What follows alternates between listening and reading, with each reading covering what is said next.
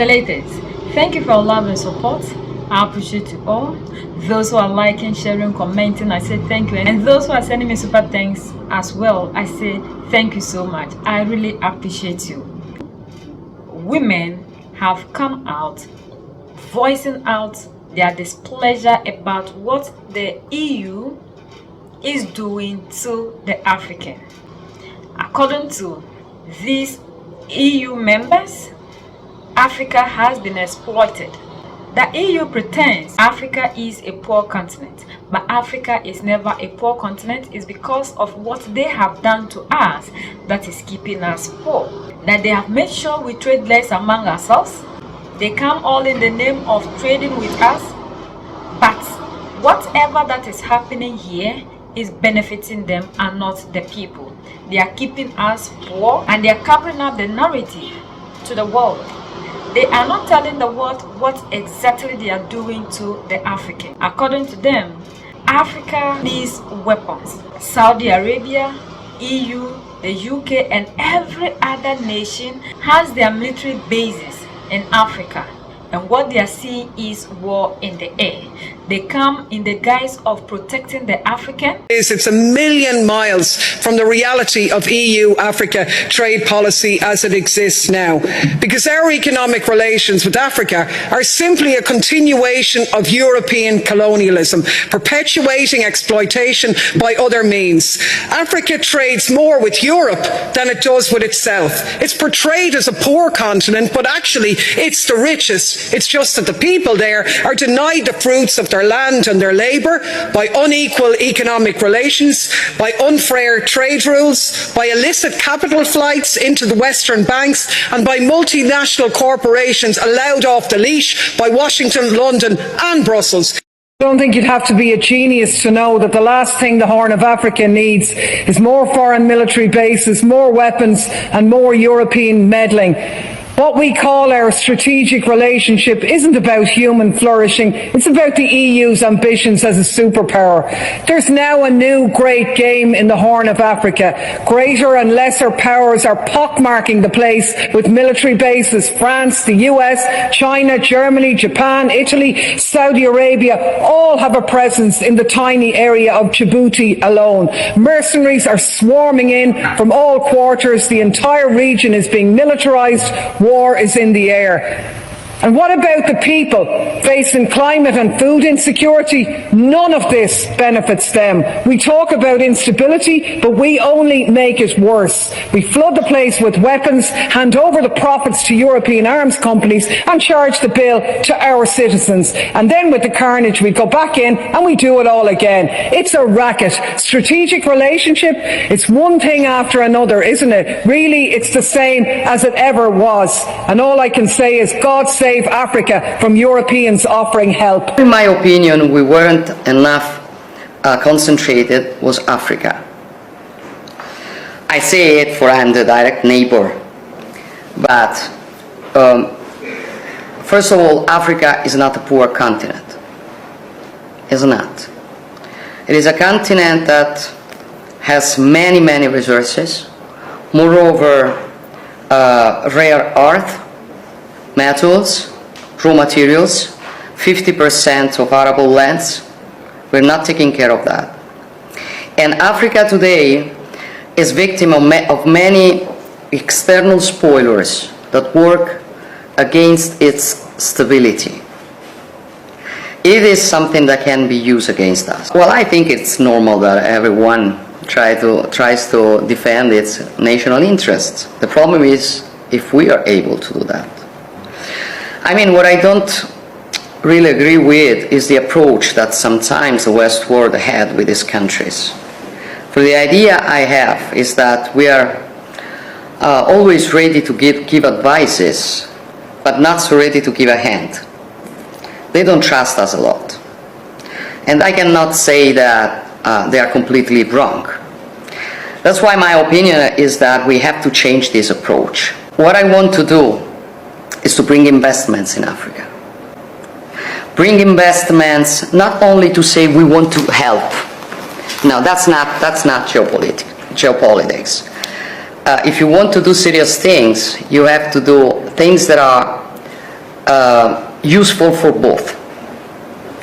For example, now we have a problem in Europe about energy sources after the war, but Africa is potentially an enormous producer of energy, of every kind of energy, green energy, hydrogen, geothermic, they've got gas, they've got everything. So if we help them taking out and producing this energy, and we tie them with Europe, we will solve many problems together. Africa is not a poor continent. To the contrary, it is rich with strategic resources. It holds half of the world's minerals, including abundant rare earths, and 60% of arable lands that are often not utilized. Is not to take Africans and move them to Europe. The solution is to free Africa from certain Europeans who exploit it and allow these people to live off what they have. This is called the CFA franc, a colonial currency that France prints for 14 African nations, and by virtue of which it exploits the resources of this nation. This is a child working in a gold mine in Burkina Faso. Burkina Faso is one of the poorest nations in the world. For Burkina Faso, which has gold, France prints colonial currency. In return, it demands that 50% of everything Burkina Faso exports ends up in the coffers of the French treasury. The gold that this child crawls into a tunnel to extract mostly ends up in the coffers of the French state. All that they are doing is their interest. What they are going to be making out of us, taking a lot out of the continent and making us poorer. And when they finish, they turn the narrative to the world. The Africans are suffering because of this and that, which in actual sense is not the reality. That France is making people to be paying for colonial debt. That France is still forcing their colonies to be keeping everything that they make out of their own soil in France. And when they go for it, these people still make them to pay interest on their own money. They take Timbuktu, for instance, this tiny nation, and look at all the military presence that are there. Are we at war? That all these things are keeping the African poor, and the things that these people are hiding from us, they need to tell us that we are not poor because of bad leadership as they made us to believe, but because of what they are doing to us on our continent. But we still blame it on our leaders because our leaders are made to sign deals that will favor these people instead of favoring the African. That we need weapons. We need to empower our military. Yet these people make sure that they do not give us the weapons that we can use to defend ourselves.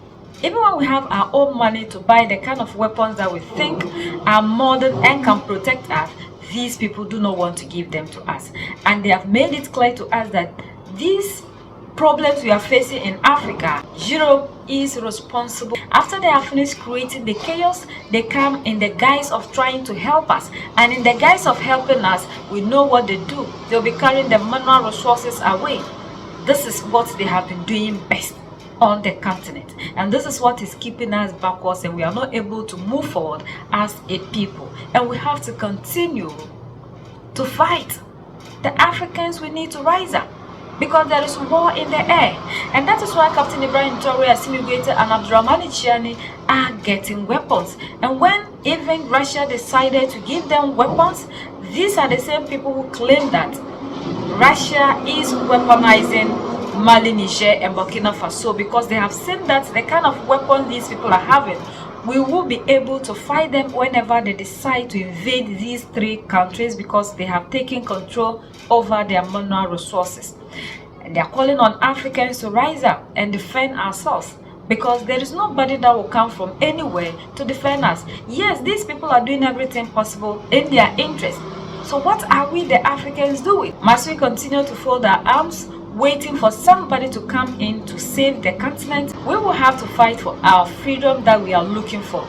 Like Captain Ibrahim Traoré rightly told us, that we should be prepared to fight. All the military bases we are seeing, the woman rightful said, it is war that these people are plotting against the African.